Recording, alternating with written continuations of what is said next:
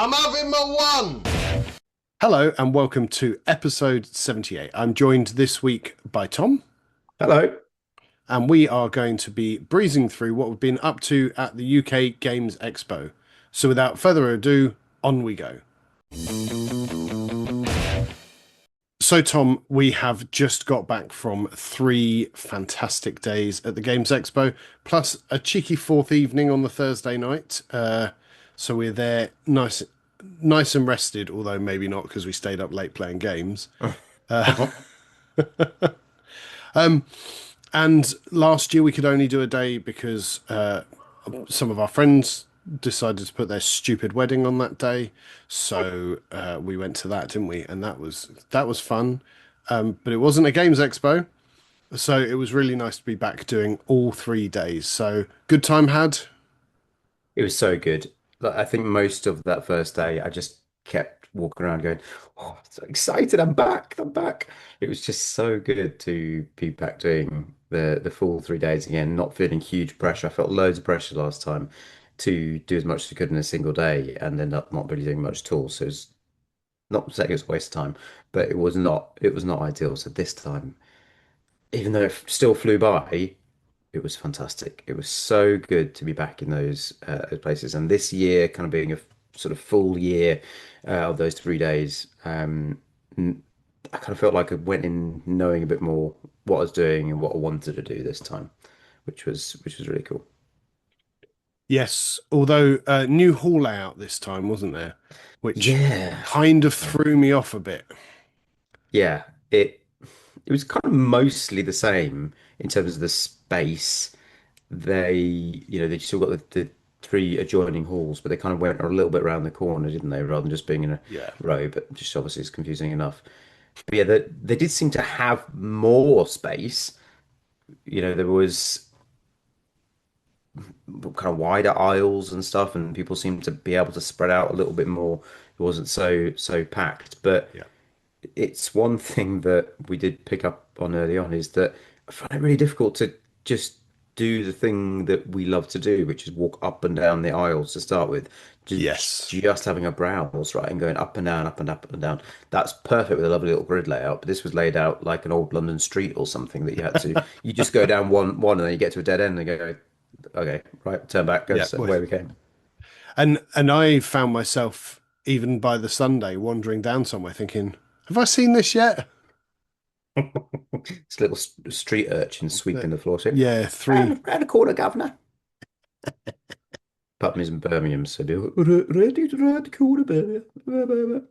I said Birmingham at the end. uncanny Well, Birmingham. I've just spent 4 days in Birmingham, so I've absolutely got it mastered now, Yeah, and and just never allowed back again. got just blended in, right? Absolutely, yeah, yeah, yeah, yeah, And there were loads of stores, weren't there? Just yeah, selling all sorts. yeah. Unfortunately, no one's selling like what I was after, which was small, cheap component trays. There was that one stall that was selling, and they looked fantastic. And I'm really sorry, but I've forgotten what they're called. But it was the component trays on the Lazy Susan. But you could use them Brilliant. separately. You didn't have to use them on the Lazy Susan. And they were 3D printed and they looked beautiful. But I Yeah, just want a cheap little set to scatter around the table. Um, yeah, but nice though, like really cheap, good. but not just like plasticky rubbish. You want something nice, but these were great. But as we said at the time, how often do you play a game where you've got the center of the table free for spinning that Susan? Yeah, agreed. I mean, I essentially, if I could find good component trays, it'd be great for my diet because I'm just buying goo pots to then reuse them to put tokens in. Yeah, but they're a bit annoying those, aren't they? Because they've got a They little bit are. of a lip on the inside, so you Get your can't little quite just, sausage fingers in there. Yeah, you need a little yeah, curved. goose, goo sausage. They haven't done that yet, I don't think. No, Hmm. no. Heard it here first. You're welcome, goo. It's just taking a strange uh, route, that conversation. Well, look, Carry on. let's move on. Also, as well as the stores, lots of I was going to say designers, design companies, publishers, Yeah. that sort of thing. Yeah, it was all the usual goodness. So, amongst the 10,000 stalls that were selling the same set of dice, it would seem, there were some, yeah, smaller designers or publishers who were doing their own thing, which was great. We'd seen some that we talked about, I think, on the podcast a little bit. We walked past our mate Alan Paul. Did he recognize us? No. If you listen, Alan, just in case, good job. Look like you're having a great time. We're these guys. Remember us? We had a See good you. chat about a Yeah, year ago. yeah. See us. See you next year. But yeah, lots of good stuff going on, which we'd said prior to going that we wanted to make sure we had a good wander around that. We didn't just Yeah. go, don't want to take part in any of that. So yeah, lots of great little stuff. People selling some very, you'll maybe have a bit different opinion in a minute, but um, very cool little wooden things as well. There was a lot of wooden stuff around, right? Which is all laser cut, I think you were saying, Yeah. which maybe the bit that you don't love, but. I personally was looking on the lookout for a dice tower, which again, isn't this weird that you can have all of that there, and maybe they were there, we just missed them, but nowhere that sells two things that you'd imagine would be all over the place at this kind of thing, dice towers and component trays, and we could we completely missed them or they just weren't there, There, which is a I mean, there were a little bit couple odd. of places selling dice towers, but I remember going up to one of the big dice stands because there were loads of those selling and said, "Oh, have you got any dice towers?" And the guy said, "Oh no, I forgot to bring any." And you just think like, It's only the biggest event of the year. It's fine. Don't worry about yeah, it. surely for people looking to buy dice, be like, well, would you like something to help you roll those dice? It'd be a Well, there were good, lots of trays. Like there were lots of trays. That's what I saw. This is yes, dice telling trays. a longer part of the yeah dice trays, not like tea trays. It's This is turning into a longer part of the conversation than I was expecting. But yeah. Anyway, what games? Games. Talk games. Talk games. Let's Don't get care on to about games. dice. The brilliant thing about being there 3 days is we could get booked in and play a lot of demo games, which there We just didn't really feel like did. there was chance to do that. I think that was a big learning point from us from 2 years ago, is that we mooched around to start with and didn't really get that you want to do demos, you need to get in there really relatively early Yeah, in the morning to be able to do it. And that is the thing that I came away from most pleased from this expo is the number of demos that I ended up doing. I did demoed pretty much everything I wanted to, which is amazing. yeah. And I think a lot better from the publishers this time Mm. because most of them were booking in just for that day. Yep. Whereas 2 years ago, most of them were just booking for the weekend. So by 10:30 on the Friday, all the big games were fully booked for the entire weekend, The but whole it time, which did yeah. give you a chance to go back and book on. Yeah, agreed. That was done so much better. Apart from one game, which was a bit all over the place, and we'll talk more about it later, which was the big hype game, The Lord of the Rings, The Fate of the Fellowship. This is the sort of the pandemic Well, game. let's do it. We're here. Talk It about it was, now? yeah, Okay. I think for a lot of people it was a big part of the expo, wasn't it? It felt like one of the peak games. Yeah. It's not always the case that you'll have a new launch at the expo. So I'm sure they were fairly excited about having this available. As far as I can tell, for pretty much it was announced and then it was there, it was available rather than at Gen Con or anything or Essen, which is really cool. And we got bits start with this. The Z-Man Games, who seem to be there as part of Asmodee. I guess Asmodee probably own them like everything else now, and the people running it were not quite as experienced from what we were talking about with the lady on the second day. She said that they would just do first come first serve on that, and Yeah. that was just chaos on the first day. And then they got the idea of okay, let's just hand out some business cards Yeah. as you were just describing. So yeah, that was good to be able to get the demo. Uh, should we talk about it Yeah, in we're full we're now? Yeah. already talking about it. We might as well finish talking about it. I flipping loved this. I thought it was great. Thank God, like a hype game actually lives up to it. It is pandemic, and your man, Matt Leacock was there, He was. uh, doing demos himself as well. I think probably mostly to VIPs, I guess. Yeah. Which for some reason they mustn't have got us on the list. Somebody screwed up there. Admin error. Yeah, must be. And the game is still very much pandemic kind of style, similar kind of. number of actions that you're playing, and if you've played the Fall of Rome Pandemic, I think it's called. which I haven't, but you have. Yes, it's got some similar things there in the kind of invasions that instead of them coming from, you know, barbarian lands, these are coming from Mordor and so on. Yeah. And there were little missions that you had to do as you were going through. The look of it was fantastic. It had this lovely set of minis that you're using for the Nazgul little meeples, um, for the the Fellowship and so on. I think you said you weren't the biggest fan of the art actually, were you? I just thought the artwork, and I guess being pandemic, they may be aiming at more a family audience, but the Right. artwork was a bit more sort of cartoony, a bit more childish. It was, sure. It wasn't the Fantasy Flight. Sorry, maybe I gave off the wrong impression. I thought the artwork was great, Oh, okay, but I just was expecting fair. Okay. something a bit more realistic. Is that the word? I think. Yeah, I think so.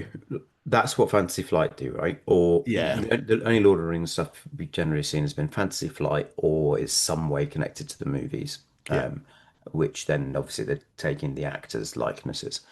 And yes, they've got a different, very different look to this. But um, I didn't dislike it either. I thought it was great. And also, best thing, this dice tower, right? Dice Tower, absolutely.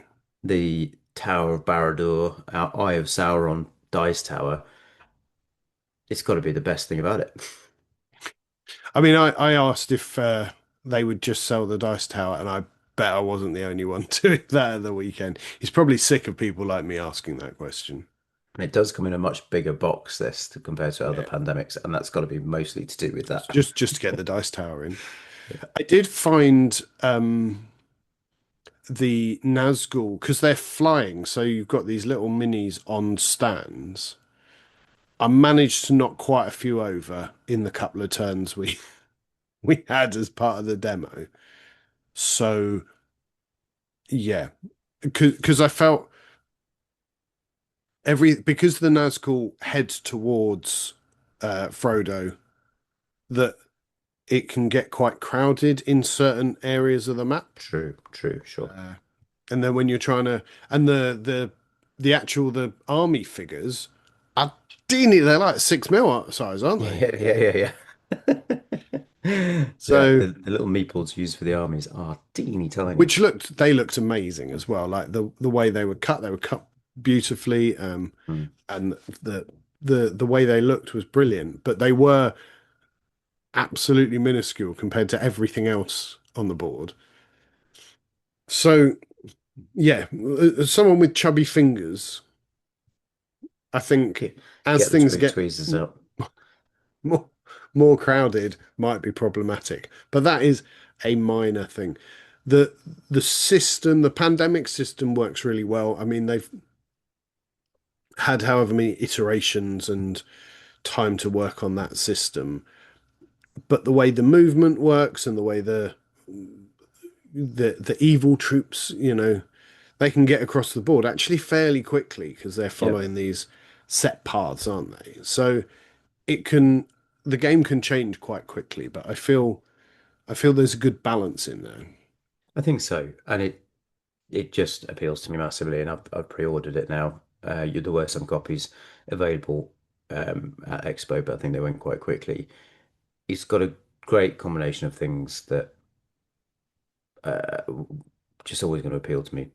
Yep, Lord of the Rings, Pandemic, always on the lookout for a newer version of Pandemic that supersedes what I've already got. This does it all. So yeah, pre-ordered. Look forward to playing that some more. good. Okay, well, while we're on demos we played, Hmm. some of them we might have to gloss over a bit quicker, but let's go. If you're sat playing that game and looking just over the way, then you've got Star Wars Battle of Hoth, Yeah, which was the Memoir 44 game. yeah, yeah. Uh, that series that we have spoken about before that is Command and Colors, it's Memoir, it's Battle Law, was it the one that you had? Battle Law. all that old Richard Borg series that's been around for a while, where you play a card and you move your stuff around. Yeah. But this was set in Star Wars, and great to get a demo. Very happy about that. But I think this was one that we were a bit cooler on. Yeah. Um, the it just seemed a bit limited, right? Is that with all of the others in that series, which we just listed a few of, you have a massive variety in what you can do, either through the tiles or the scenario books or whatever. And we were just ourselves thought, wonder how much there's replayability here. If you're a massive, massive, massive Star Wars fan and particularly love the second movie, then sure, and you just always wanted to do this, then fine. But we are quite big Star Wars fans, and we do like that system as well. But there was nothing particularly exciting. And look, hey, we're just talking about it. There's another game with Lord of the Rings: Fate of the Fellowship. It's using the pandemic system, but what they've done is they've brought something new and it's added a lot of extra cool Yeah. things. With Star Wars Battle for Hoth, it just doesn't really do that. You've got much the same sort of features, very slight differences in the way in which you roll, but they kind of all do have that in that Yeah. those series overall. And so it's difficult to not end up then feeling a little bit cynical about it, that it was a game that they've just put out there because Star Wars will sell a bucket of these and Yeah. uh, and make the money, and then we'll do Star Wars Battle of Endor, and it'll be a completely different set where every time you're probably spending 40, 50 quid for that, maybe a £10 Star Wars tax on top of that as well. So maybe even more. So not amazing. And we very quickly in our discussion afterwards said, well, the solution to this would just be make it Memoir 44 does Star Wars effectively. Yeah. And you just use hexes. So you have a fairly plain map and you build the hexes out. But I don't know, maybe we're whinging too much. It was just a bit like, eh, eh, Yeah, I was very middling on it and actually would rather just play Memoir 44, I think.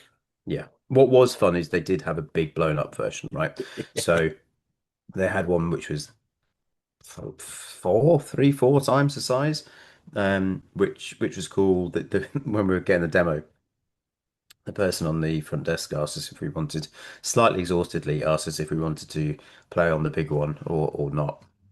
And she was probably quite relieved that we weren't the millionth person that day to say yes, we only want to play this if we can play with the, you know, 14, 15-inch tall AT-80. Yep.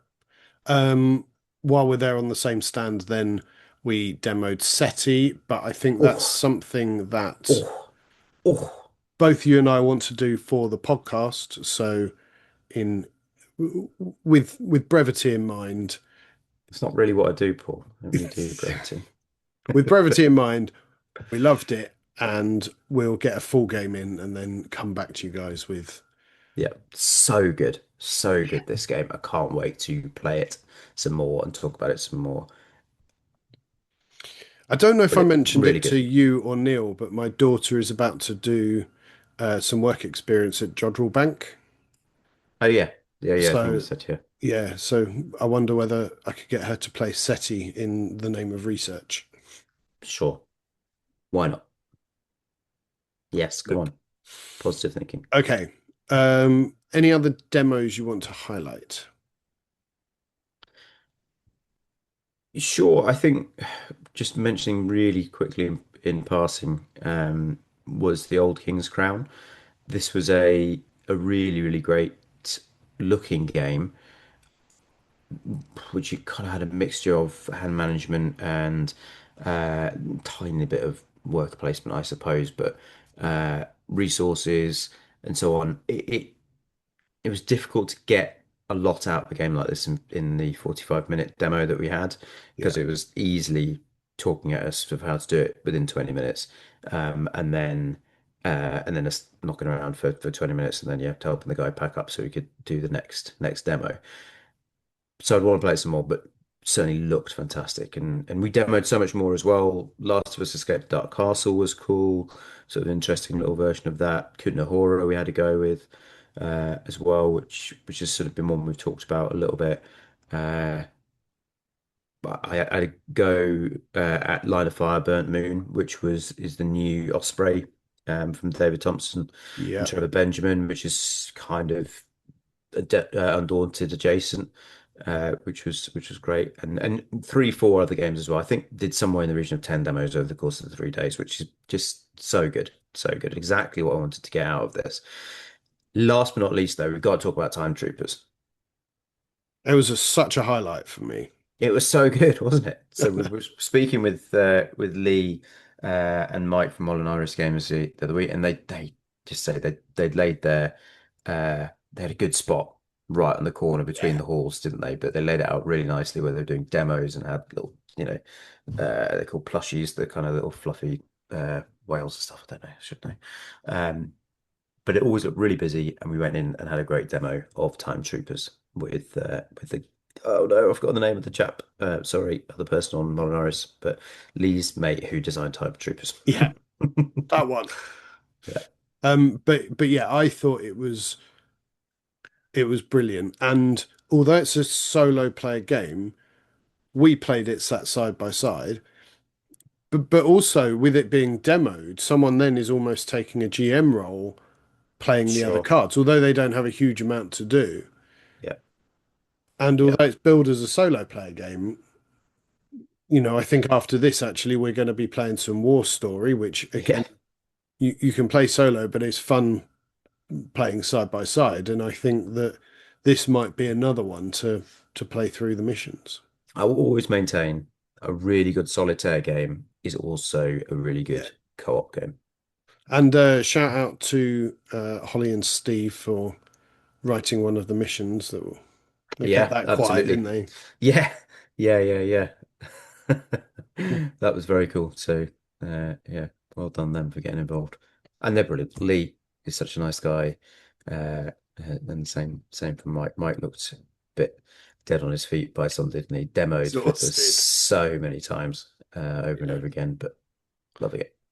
brilliant. And just while we're there, I think we'll get on to sort of other games we played. But Neil and I also entered the Blood Bowl Sevens You tournament. did, yeah. Yeah, and I took my Orcs to yet another magnificent tournament defeat. So that's good. You didn't finish dead last, did you? I don't think I finished dead last, no, because I actually managed to win one. So good job Hey, me.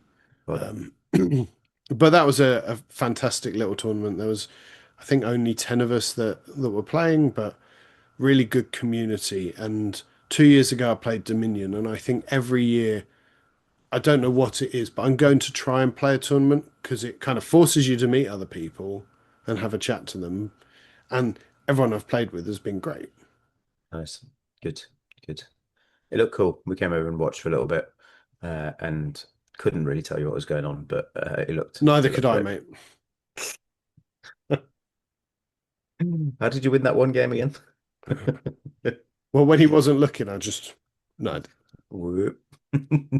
It's worth saying Blood Bowl is very much a dice-heavy game where high numbers are good and low numbers are bad. Um, Not my and game. a one, regardless of what's happening, is always a fail. Um, Yeah, not and really I my game managed at to all, is it? roll 5 ones in a row. Ah, good. Well, there you go. So yeah, Doing it for shame the we party. shame we weren't playing Crusader Rex or something. Certainly. All good games have low numbers. They're Low good, right? rolls, yeah. Low rolls. Yeah. Okay, and we booked a cottage. There was 8 of us in this little cottage. So there was House. house It makes it sound like it was like in the Shires. two up, two down, little cottage with No, all it this was bunking in hammocks or something. no a good size house, well proportioned. Um, Lots of bedrooms. and so we managed to also play a lot of games there. So We did. highlights for you from that? Yes, I think probably some of my favorites from that session were first of all we were there, and I always love it. Was Brass Birmingham starting the whole thing in Birmingham with Brass Birmingham was great. very much enjoyed doing It's that. such a good game, isn't it? It's It's so so, good, so so good. good. I came very definitely third in that game, I think, but still loved it. Yeah. Really, really great. I just don't care where I finish in the game. It's just a brilliant little puzzle as we're doing it. So that was really cool. We played a lot of Flip 7. Yeah, I think, well, loads of we feel like we did play a lot. I yeah. don't know. Maybe we didn't in the end, but I don't know. But it's It was brilliant being for played.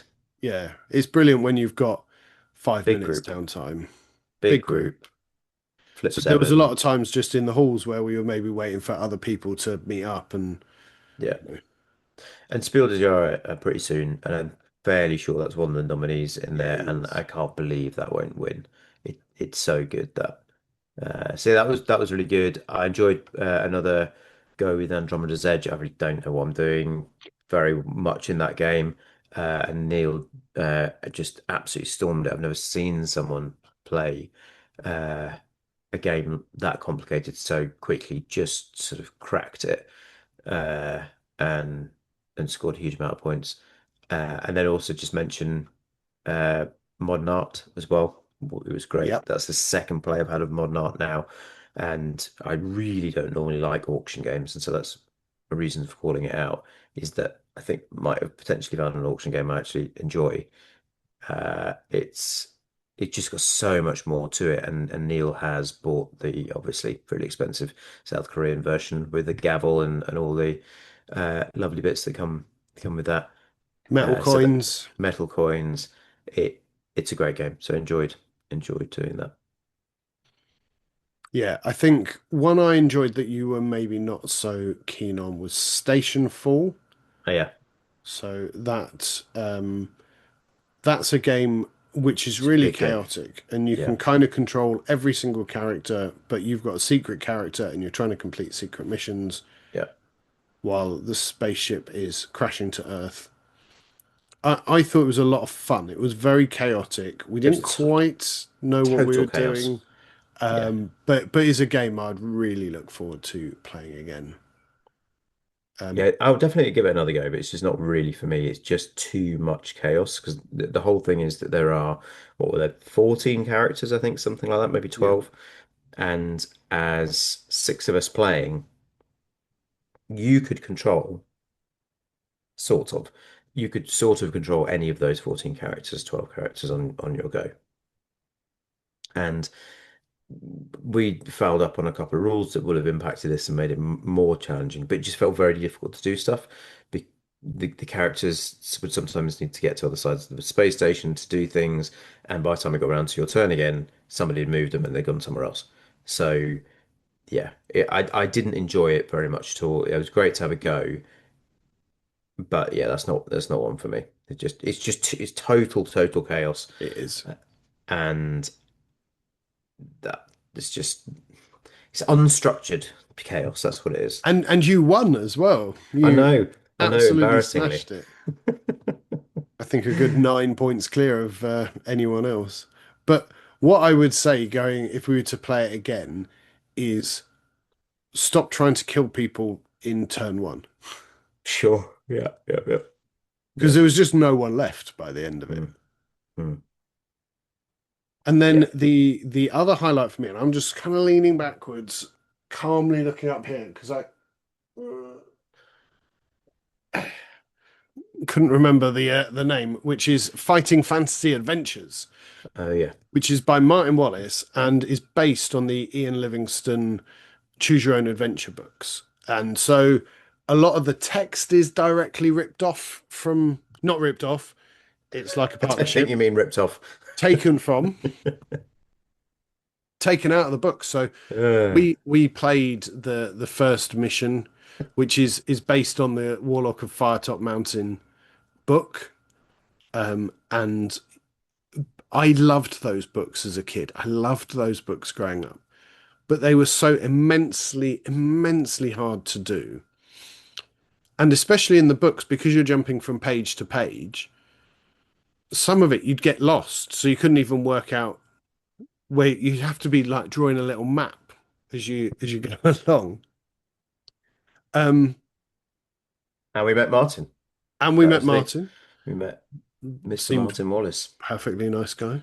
Just very, very friendly, really. Hopefully we will have a chat with him at some point in the future. Mm, But yeah, that game was great. Um, there was four of us playing it, a lot of hilarity. We died, but these games are supposed to be hard. right. Um, but as Martin says, you're choosing your own adventure. So if we were to play it again, we might buff ourselves so we're a little bit tougher, or however you want to do it, because it's just about having fun. Beer and pretzels game, that's what it is. It's a beer That's and it. pretzels game. Mm, yeah, cool. Any other Sounds games good. from you want to chat about? Uh, it was nice to finally have a go at Isle of Trains. We did that as the very, very, very last thing we Very did. I think last my game. brain had kind of fallen out of my ear by that point, but uh, through tiredness and learning so many games. But that was quite cool. It was I can see there's quite a lot of goodness in that now. So that was great to give that one a go. And I don't think there's anything else desperately that stood out. We tried a lot of other things. I first ever go at Pantheon, Demigods of Olympia. That was cool. I think it said demigod dogs there. That's not what I meant. Demigods. Uh, and we had to go Flamme Rouge. That was cool to play that. I haven't played that in Always good to play ages. that. I ended up picking up a Yeah, an you went and expansion. bought an Bought an expansion. expansion because I enjoyed it that much. I thought, oh, I'll just go and grab this. So, yeah, do that at some point. But yeah, Um, lots of games played and lots of fun. Oh, and I'll just sorry, one other. I don't know if it's a good segue onto kind of meeting up with people. But we know a couple of people now. We're not just these loners who do a podcast. Don't have any friends apart from the eight that we took with us, or six. We met quite a few people. So we met Always Plays Blue, Brian, which yeah, was cool, and I met his wife as well, which was great, and a couple of other Instagrammy people. From just sort of bumping into them. Scott, who plays with soldiers, which was very cool as well, and our friends Holly and Steve, who interviewed last year as well. Uh, Not only bumped into them a couple of times, but also I had a great experience playing some games with them on Friday night as well, and actually went over to the Hilton for the first time ever, which was just chaos on that Friday. It was so busy, the gaming room there, really, really, really busy. Loads of people queuing up to do something that we've no idea what they were doing, and played some two different games with them, which was great. brilliant. And then another big part of the expo is the bring and buy. Um, Yeah, yeah, yeah. bit middling this year. I mean, the thing is, if it's in the bring and buy, it's because people are trying to offload it. I feel that the good stuff goes very quickly on the Friday, but I'm not prepared to queue up for. I think people were queuing up for like 3 hours to get in on the Right. Friday. We went Um, in, was it Saturday? We went in the end. yeah, Yeah. It was just all rubbish, really, wasn't it? It was either games that nobody wants, and sorry, Martin Wallace, there were always, as there always are, a lot of copies of Hit Zero. But let's just say that's because it's a very popular game yeah. that people just haven't got the space for anymore, rather than anything about it. I've actually played it. It is a good game, actually. Anyway, always seems to be in there for some reason. But there were just lots of like not very exciting games that were not priced low enough to think, well, just give it a go. And anything, anything that was slightly interesting was priced stupidly, Oh, so expensive. like Some more of than it retail, available at retail, and yeah, more expensive. and some of it in the hall for like 20 quid cheaper. Yeah, Right? Just have a look, man. Jesus. simple research. Yeah. Anyway, so oh, you're selling stuff. You got some decent stuff to sell. Brilliant. Bring and buy is fantastic. Buying stuff, as you say, unless you want to queue up for ages, I just can't see the point. There's just nothing decent if you want to go in there at a sort of sensible time. Okay, then. Well, talking about buying stuff, what did you buy? What did you come home with? Bit more than I thought, but not too bad in the end, actually. Always the way. Oh, so one of the games played with Holly and Steve was a game called Asterix and Company, That which is looks a so much fun. fun little battler. Yeah, really good. Sort of getting first person to get to 15 points, plays well with two or four players, and it's great. Was a big fan of Asterix as a kid, but whether I just didn't notice it on Friday night or didn't really realize it as a kid, there's some quite problematic artwork in in Asterix. I meant to send you a picture of it. I've forgotten that. I'll try and do it. But it's really not okay representations of people who are anything other than white. I know they're all a bit caricatured. Uh, the entire art style is that, but they haven't done anything to, let's say, put it in 2025. Uh, I'm not saying that Asterix is a racist comic, but I don't think there's anything.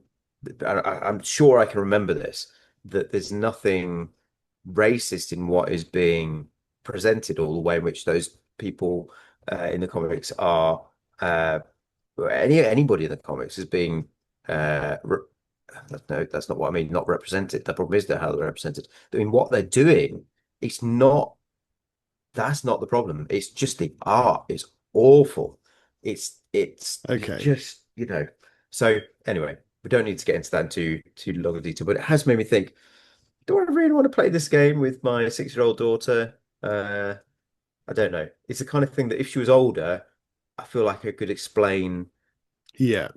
explain that a little bit. But at this age, it's just, oof, it's just not very nice. Anyway, happy story. Got it, played it, great, bought it. May think about moving on. Also got a copy of Flip 7 because everybody needs a copy of Flip 7 Yep. because it's bloody brilliant. And totally replaces the just ones and that kind of thing. I've just played to death. So need a new big group party game. That was cool. Was able to my tradition of buying games, selling them, and then buying them again has continued. I got a copy of Phalanx's Race to Moscow, which is a resource management. It's supply lines, the game. It's Has everyone logistics. played a really good war game and there's a little bit of supply line work going on in the background? You think, what I want is just that? Just do the supply. That's the game Yeah, for you. logistics, the game. Honestly, it's really good. It's a very interesting theme.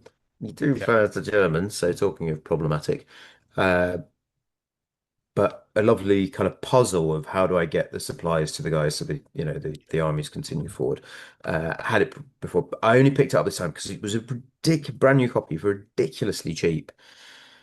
So grab that, and also got a secondhand copy of Defenders of the Wild, which is a fun game in this kind of style. There's been a few recently of wildlife defending against machinery kind of vibes, which would be good to have a go. Fairly small box game. I think finally, the Meteor expansion for Flamme Rouge, but finally I got a copy of Daybreak, which is also a Matt Leacock game, and it's all around. I think big-ish deal, second half of 2024. It's been on my list for a little while.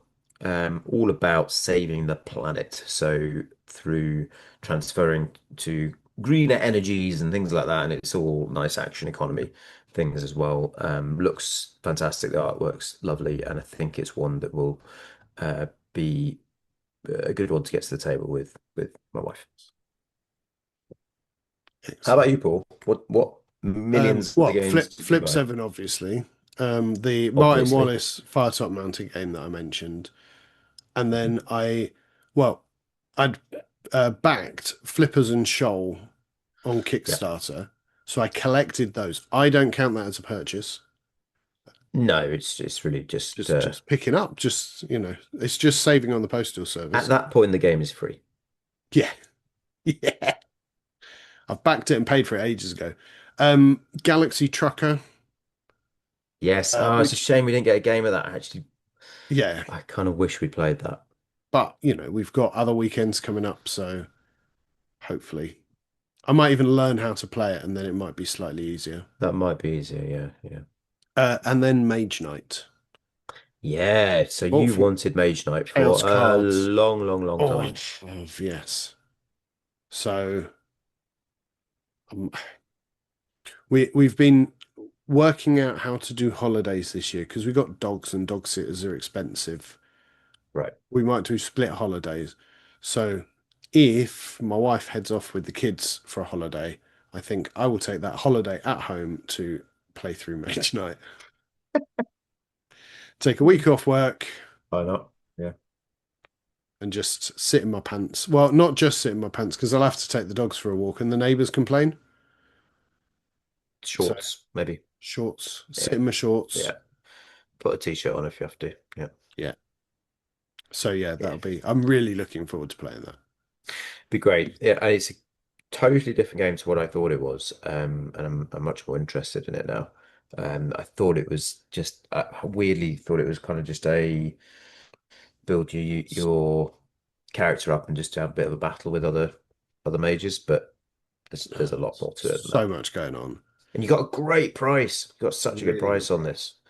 Yeah, Chaos cards. They really, really. I know we're a sponsored listener by these guys, and maybe you're cynical and think we'd say it anyway, but they were doing the best deals in the hall, with minor exceptions at the odd other merchant. But generally speaking, you could get a much better deal from them than anyone else. And also you could tell because by the end of, I mean, end of Friday, they were looking short of some stock, right? Is they were shifting some stock on this. So price to sell, right? And they really did that, and good on them. It just does great stuff for their business, and I'm really happy to be associated with them. yeah, We good. met and spoke to them a bit while we were there, right? And that was fantastic. They're just really nice people. And it's worth saying we approached them pre-sponsorship because they are a company that we used a lot beforehand and we liked using, you know, rather than just who's going to give us the best deal. It's a company we would actually want to support. Yeah, and we know that they were talking to them a bit. Is there were some challenges with stock in the lead up to Expo.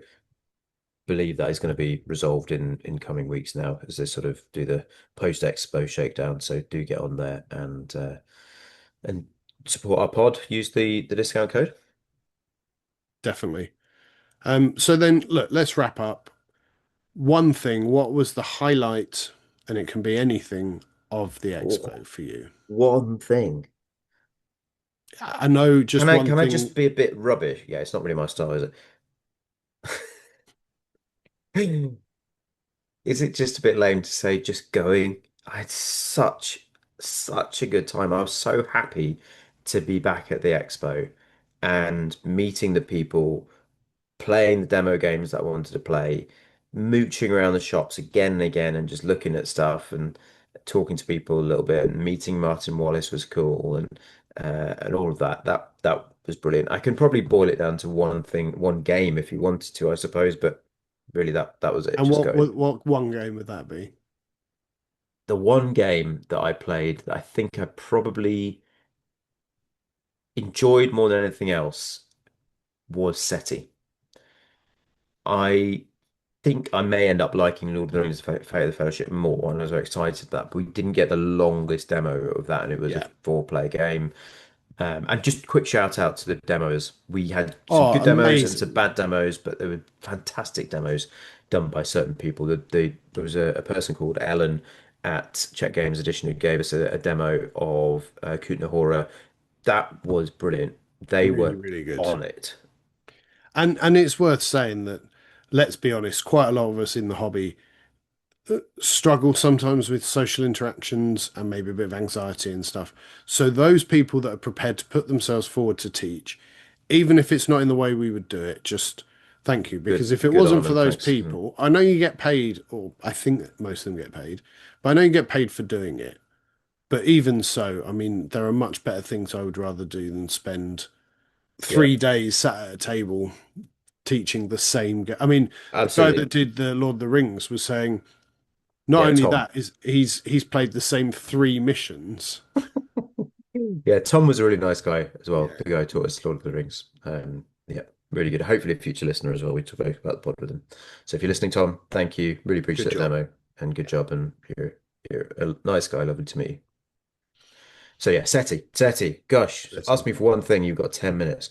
SETI was the one, and really excited to play that some more. cool. And I'm gonna go Lord of the Rings. Yeah, fair. It just looked so good. I was so pumped when we got the demo. I was Yeah, so it's convinced we really weren't going to exciting. get one after our first like day and a half trying to do it and failing. And then yeah, it was great that we actually got that. Yeah. Brilliant experience. Exhausting the whole thing. I still a few days later now feeling just need to have some early nights. I was exhausted, yeah, by Yeah. the end of it.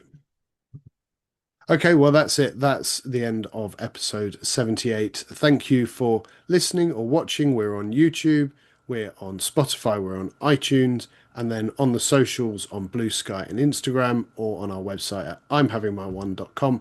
Please check us out. Please tell a friend. And we'll be back in a couple of weeks with some more content. Thank you and goodbye. Bye.